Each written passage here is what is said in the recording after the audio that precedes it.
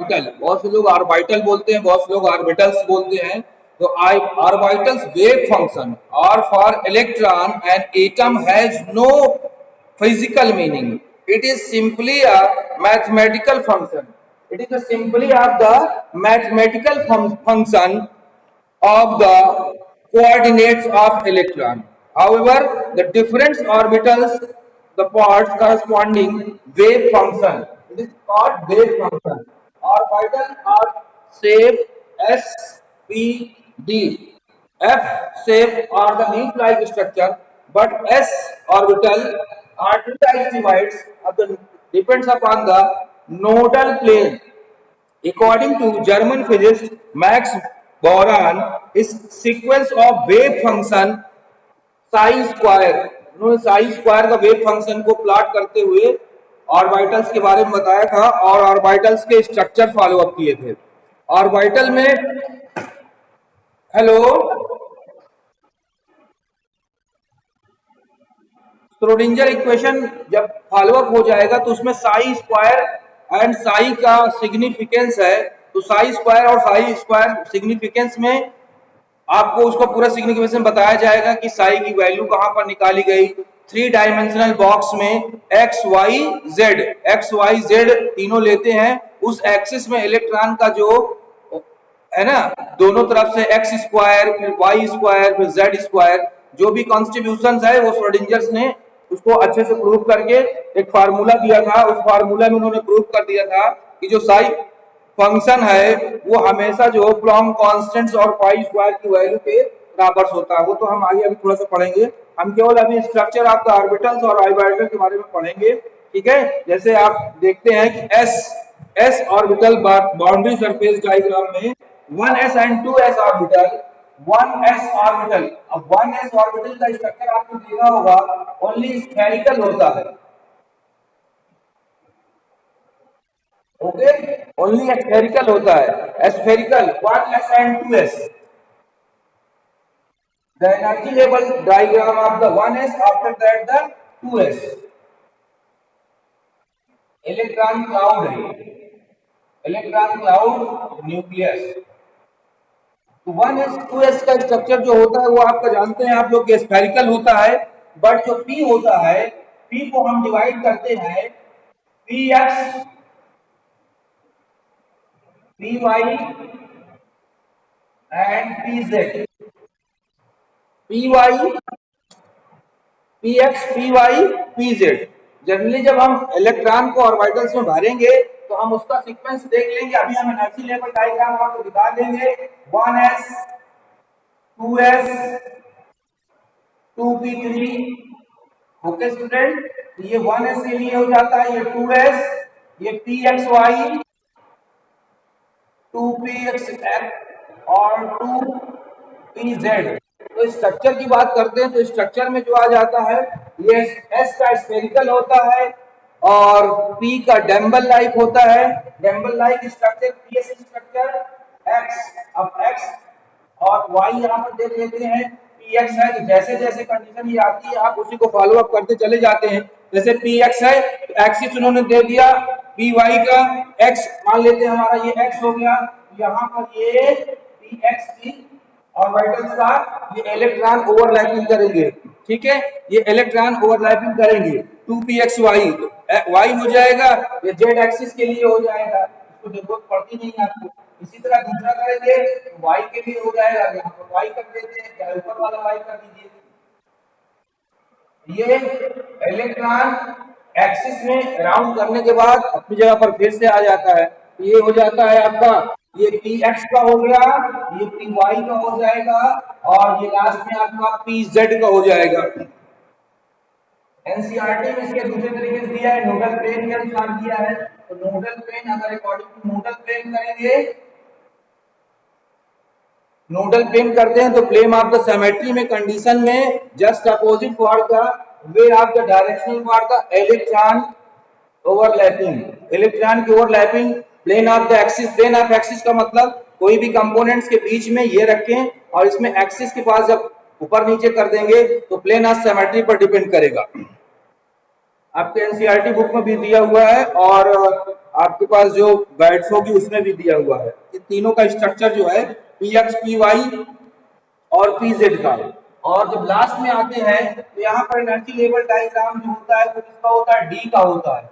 और डी में आप जानते हैं 5 होते हैं, 1 2 3 4 5।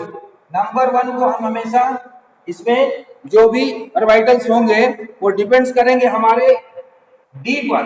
तो यहाँ पर हो जाता है डी एक्स वाई, दूसरा हो जाएगा डी वाई जेड, तीसरा हो जाएगा डी एक्स जेड, फोर्थ हो जाएगा D X square minus Y square, और लास्ट वाला हो जाएगा डी जेड स्क्वायर।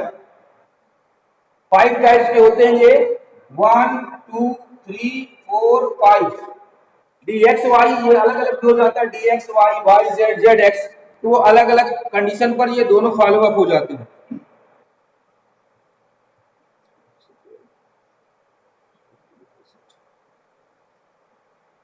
अब इसका स्ट्रक्चर डी का, जैसे इसका स्फेरिकल, इसका डम्बल लाइक, इसका डबल डम्बल लाइक होता है। Double dumbbell like structure form constitution X Y, X and Y, okay. D plane of the symmetry axis पर जब ये कंडीशन फॉलो अप करेगा तो डबल डम्बल यानी one dumbbell condition of the electron x and second electron are around of the x and y axis. This is d x y. Next same y z है, तो आप इसको करेंगे, अगर axis एक बार मान सकते हैं तो ये z हो जाएगा, ये y आपने देख लिया, ये डबल डम्बल जैसे बिहेव करेगा और ये z के साथ चला आएगा, ये हो जाएगा वाई जेड। इसी तरह x Z,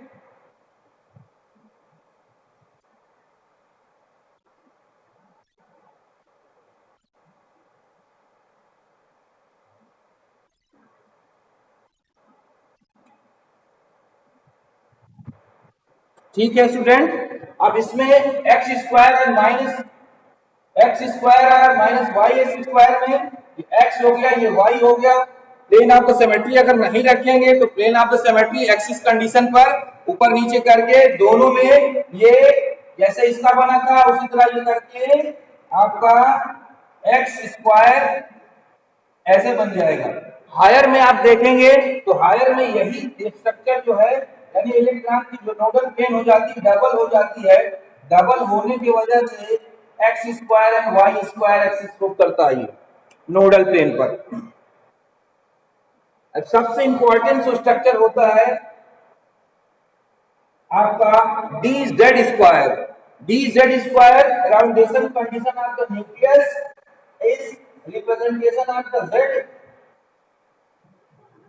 so electron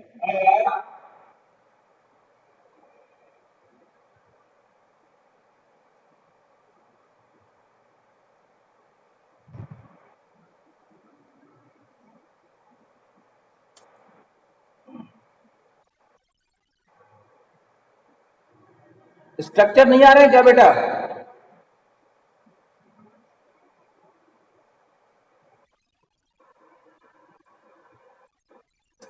hello student,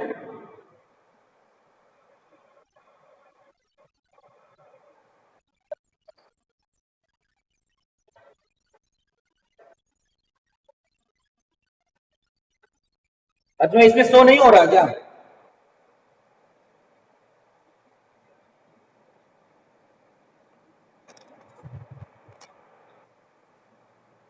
structure board में नहीं आ रहा है क्या हिमांशी?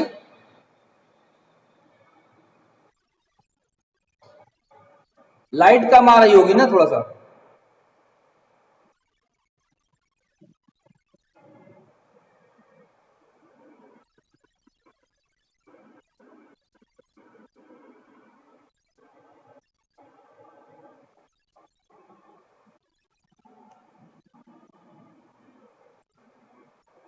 सभी स्ट्रक्चर बिल्कुल ध्यान से देखिए, कुछ नहीं, ये एस का स्फेरिकल होता है electron cloud of the nodal plane पर, पी का स्ट्रक्चर जो होता है P X P Y P Z, ये डैम्बल लाइक स्ट्रक्चर होता है, अपने एक्सिस में करते हैं। ये एक्सिस आप चेंज कर सकते हैं, वाई इधर ले सकते हैं, जेड इधर, जहां पर आप लेंगे उसी एक्सिस पर ये राउंड करेगा।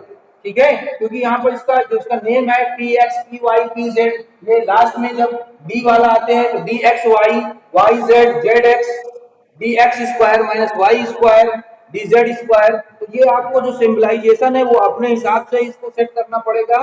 केवल इसमें जेड का जो स्ट्रक्चर होता है वो बहुत अलग तरीके का होता है। जैसे आपने देखा होगा किसी सन के चारों तरफ जब अराउंड करते हैं प्लैनेट्स, तो उसमें के जो ऑर्बिटल्स दिखाया जाता है कि ऑर्बिटल्स में इतने घूम रहे हैं, उसी तरह ये डबल जेड स्क्वायर है, इसलिए इसका जो नाम हो जाता है ये D Z square, D Z square.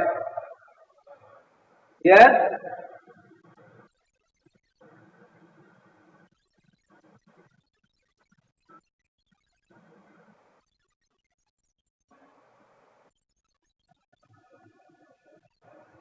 आवाज आ रही मानसी, क्या बात बेटा?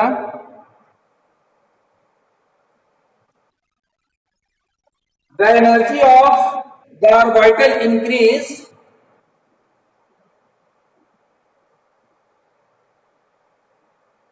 the energy of orbitals increases as 1s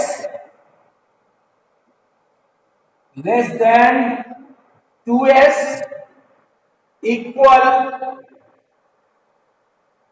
2p less than 3s equal 3p less than 4s equal 4p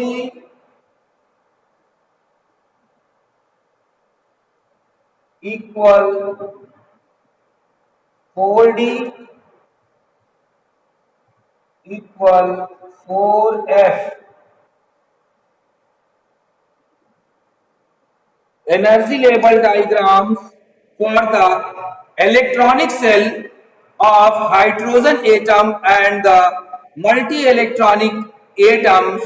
Note that orbitals for the same value of principal quantum number, the same value of the principal quantum number of the energy of orbitals increase as 1s less than 2s। ये पूरा ध्यान से आप देख लीजिए, इन दोनों की energy level क्या होगा, इक्वल होगा।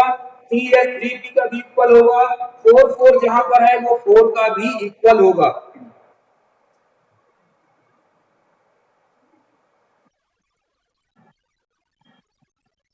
This energy level diagrams are shapes 2s and 2p orbitals of the difference. An electron has same energy when it is its orbital 2s and the having of same energy are called degenerated.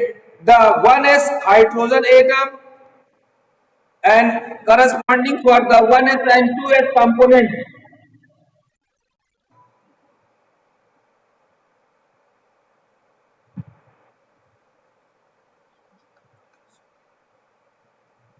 ठीक है, this energy level are the stable condition, stable condition of the electrons, it is the is called the ground state. Energy level depends upon the ground state and excited state the another so of the orbitals, the energy spdf or shape of the s orbital spherical and p Dimple life and D double dimple life. F orbitals are not discussed for the lower classes. Higher classes of the F orbitals structure of the leaf type structure and broad structure for the overlapping of the electron. So I am not discussed for the 11th or 12th class for the F orbital. Only known as the F orbital structure of the leaf life structure.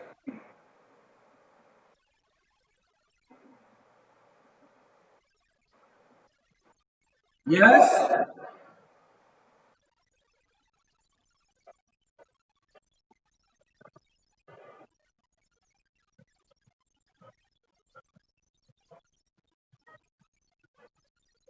हाँ, इसको हम आपको बताएंगे। अभी sigma and pi bot हम discuss करेंगे। वैसे generally ये जान लीजिए, अभी आप अकॉर्डिंग टू हुंड पढ़ेंगे तो हुंड में पहले पी एक्स में 1 इलेक्ट्रॉन जाएगा, फिर पी वाई में 1 इलेक्ट्रॉन जाएगा, फिर पी जेड में 1 इलेक्ट्रॉन जाएगा, फिर वन वन इलेक्ट्रॉन जब तीनों में हो जाएंगे तो फिर लास्ट में फिर पी एक्स में एंटी क्लॉकवाइज वाला इलेक्ट्रॉन जाएगा। वो मैं अभी आपको करके दिखा दे रहा हूँ।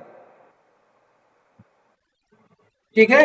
बाद में हम एक्सिस पर डिपेंड करते हैं, ओवरलैपिंग पर डिपेंड करते हैं, किसमें सिग्मा बॉन्ड बनाएगा और किसमें पाई बॉन्ड बनाएगा, वो आपको जानना बहुत इंपॉर्टेंट है। बाकी फिल इन द इलेक्ट्रॉन देखिए, 1 electron fill in the 1 electron, 1 electron आएगा।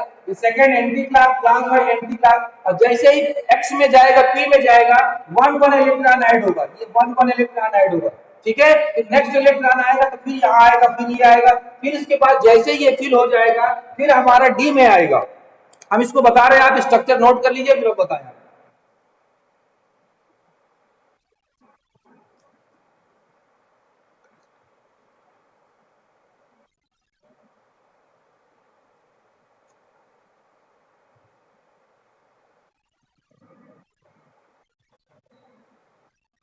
यस।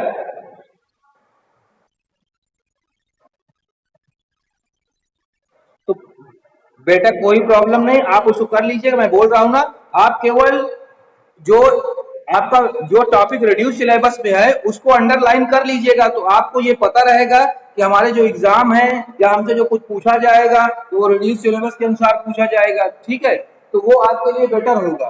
बाकी आपका बन गया है जानकारी, तो आप केमिस्ट्री में चाहे जितना रखेंगे उतना ही बहुत कम है।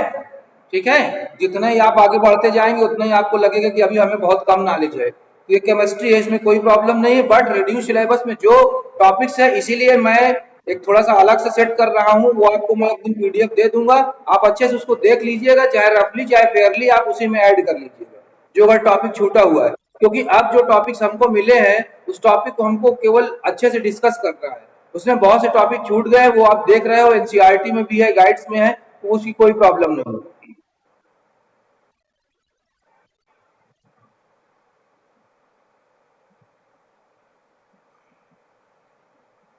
सारे बच्चे मॉर्निंग में सो रहे हैं, इसलिए आज अटेंडेंस हो जाती है। जब ये लोग को प्रॉब्लम जब आएगी, जब थोड़ा सा और आगे बढ़ेंगे तब।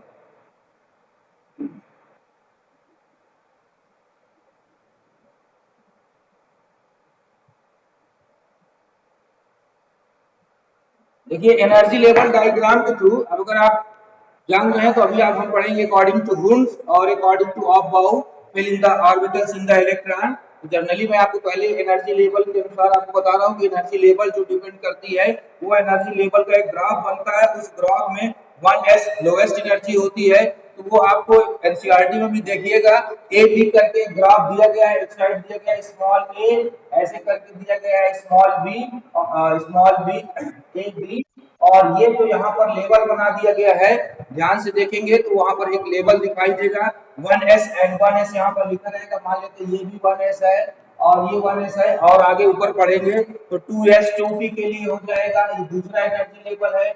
2s हो जाएगा, यहाँ पर 2s दिया होगा, यहाँ पर 2p दिया होगा। एनर्जी लेवल जैसे जैसे इंक्रीज करेंगे, अब यहाँ पर ये 3 है तो 3s 3p 3d, यहाँ पर 3s 3p and 3d energy level diagram of the स्क्रेट्स डायग्राम इलेक्ट्रॉनिक सेल।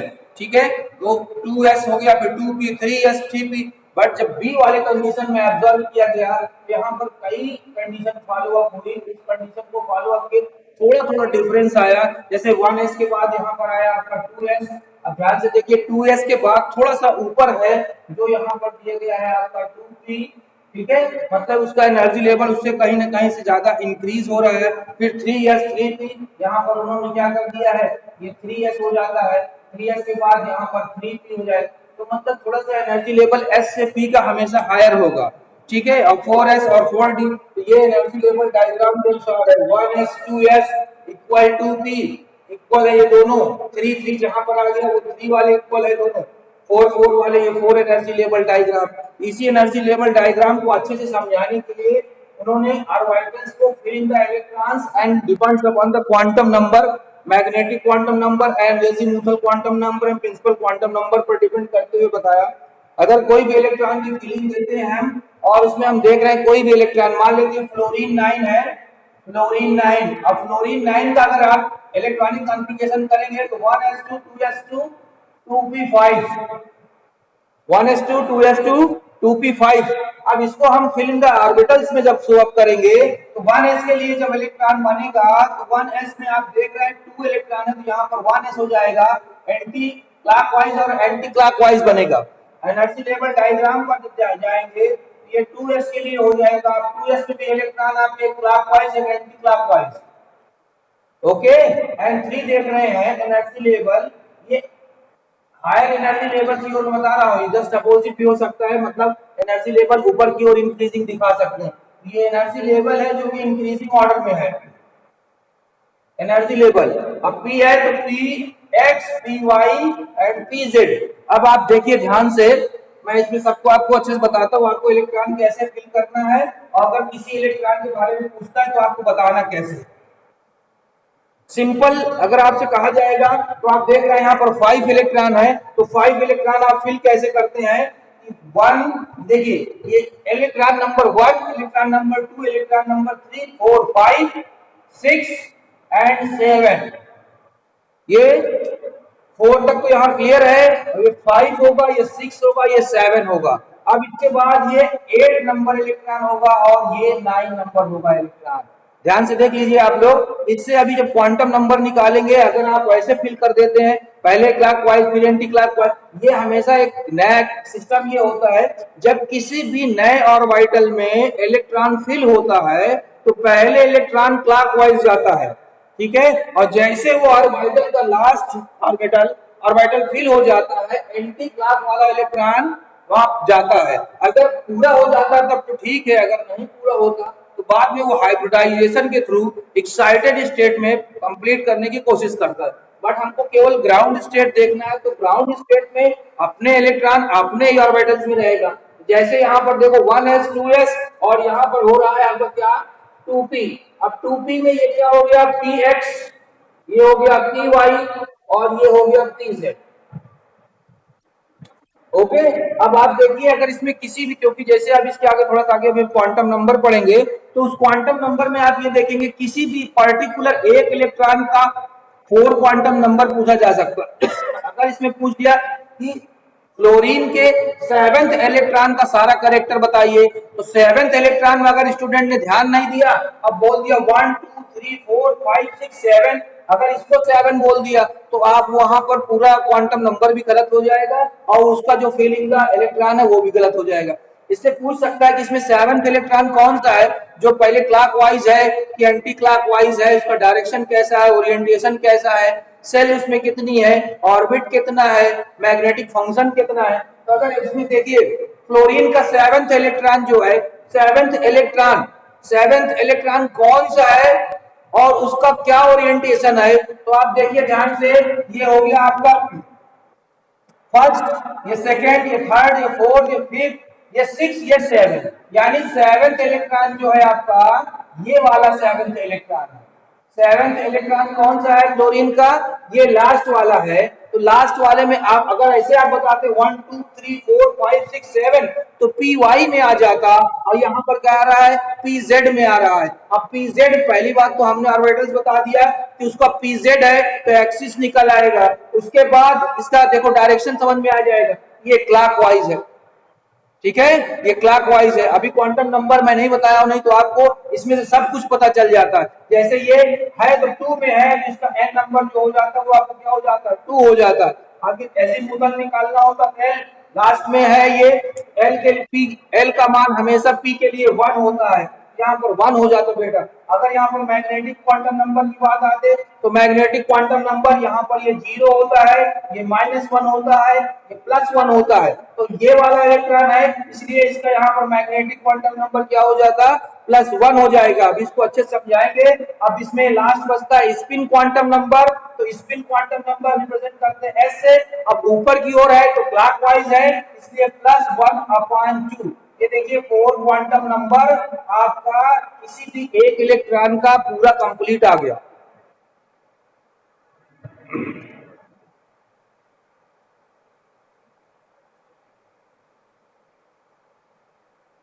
ठीक है, ये तो आपकी बात की बात हो गई। जब भी हमको क्वांटम नंबर आने लगेगा तब अच्छे से हम ये निकाल लेंगे किसी भी इलेक्ट्रॉन का। अगर ये बोलता है कि 9th इलेक्ट्रॉन का, फ्लोरीन के 9th इलेक्ट्रॉन का हमको क्वांटम नंबर, अभी क्वांटम नंबर मान लो नहीं पता, तो फ्लोरीन के जो 9th इलेक्ट्रॉन है उस 9th इलेक्ट्रॉन का ओरिएंटेशन और सेल नंबर क्या है, तो आप देखिए 1 2 3 4 5 6 7 8 9, 9 इलेक्ट्रॉन कौन सा है इसमें, ये वाला इलेक्ट्रॉन 9 है,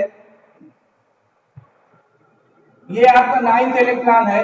अब 9th इलेक्ट्रॉन देखो ये वाला है, तो अब इसका तुरंत बदल जाएगा। सबसे पहले तो ये पी वाई में है, पहले तो किसमें है, 2p में है। 2p के किस ऑर्बिटल्स में है, y में है। इसका डायरेक्शन क्या है, नीचे है, तो ये एंटी क्लॉकवाइज है।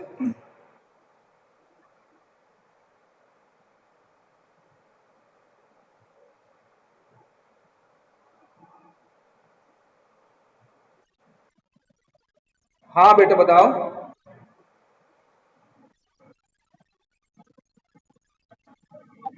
हम्म।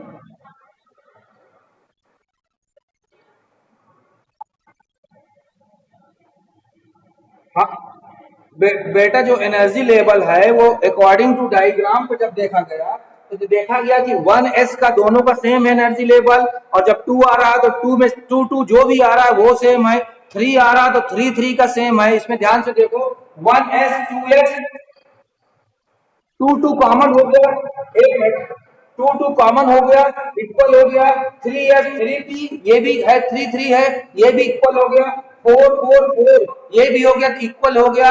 ये डिपेंड जब किया जब ओरिएंटेशन पर। अभी जैसे ही आप बाउ साइंटिस्ट आएंगे और अपना वो एनर्जी लेवल डायग्राम बता देंगे, तो उस एनर्जी लेवल डायग्राम में ये हो जाएगा कि जो हमारा एनर्जी लेवल डायग्राम है फिल इन द ऑर्बिटल्स का, वो डिपेंड कर रहा है केवल ओरिएंटेशन पर, तो एक अलग आ जाएगा। क्योंकि आप लोग जब आप बाहु को पढ़ लेते हो तो ये वाला नहीं आता है आपको।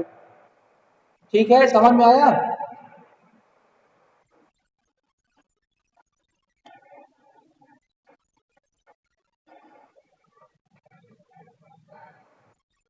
भाई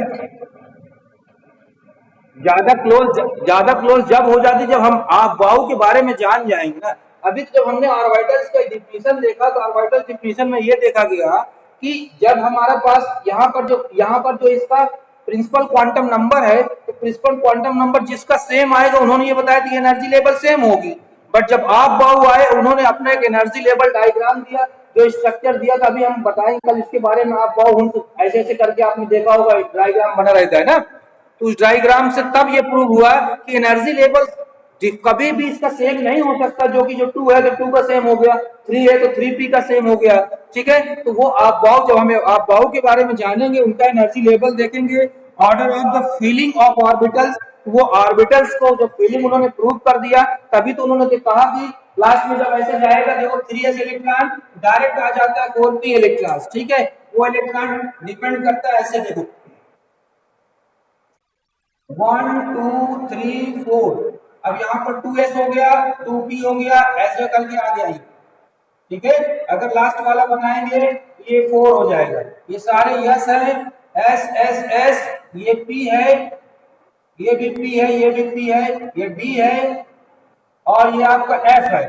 तो according to Hund's are dependable upon the s orbitals, S and P. तो 2 2 कॉमन हो गया, यहाँ भी 2 हो गया, यहाँ भी 3 है, यहाँ 4 होगा, यहाँ 5, ये 2 है तो 2p 2s और 2p according to hint equal हो गए। इसके बाद ये हो गया, अब फिर सी बात 3s 3p, तो जैसे ही 3p 3d आया, तो आप देखिए अकॉर्डिंग टू आप बाहु में 3p के बाद डायरेक्ट जो इलेक्ट्रॉन है वो कैसे सबमिट हो रहा है, 3p के बाद 3d में ना जाकर वो आ रहा है 4s में। ये है अकॉर्डिंग टू आप बाउंड, ठीक है। 3p के बाद हुंस ने बताया था 3p के बाद 3d में जाएगा, जबकि जैसे एनर्जी लेवल डायग्राम आप बाउ सेट किए तो उन्होंने बताया कि 3p के बाद एक नया ऑर्बिटल आएगा जो होगा 4s। अब 4s के बाद आपका जाएगा 3d में, और 3d के बाद फिर यहाँ पर ये 4p हो जाएगा, 4p के बाद यहाँ पर 5p, यानी इस कंडीशन में बाद में आप बाउंड बताया था। कल हम लोग इसके बारे में डिस्कस करेंगे।